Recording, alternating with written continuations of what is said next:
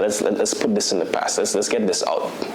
Speaking of, selling ourselves short and dimming our lights, during my graduate studies at the University of Toronto, studying information systems, I read a piece by Friedman, and he was saying the world is flat, and here are the 3 reasons why. Essentially, right now, technology has flattened the world in the sense that everybody can contribute and compete at a global landscape, right? So he breaks it down in 3 ways. He says that globalization 1.0 was essentially imperialism, right? Globalization 2.0 was where there was a creation of the International Division of Labor, right? Where conglomerates were essentially looking for ways to benefit from economies of scale, meaning that they were able to produce more units at a lower cost because they could offshore, outsource, and create that international supply chain, right, to save on their expenses.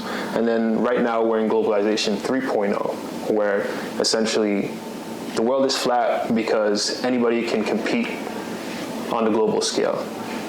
And we have the opportunity to take advantage of it. Whether you're in London, whether you're in Congo, whether you're in Shanghai, you have the opportunity to compete. All of that scrolling on social media and so forth. Yeah. Clean that feed. Facts. Clean that feed.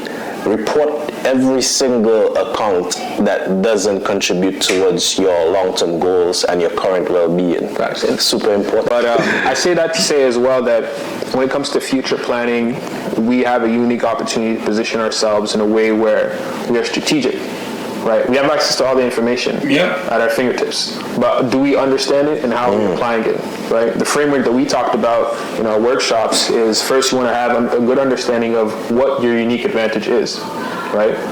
The second thing you want to think about is how can you have access to a high quality deal, whether it be through your network, whether it be through the relationships that you have, or just opportunities at work. And the last thing that you want to think about is how are you positioning yourself in a way where the world is going.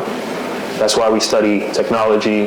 That's why there's a prevalence of STEM, right? Science, technology, engineering, and mathematics, right? Because that's where the world is going.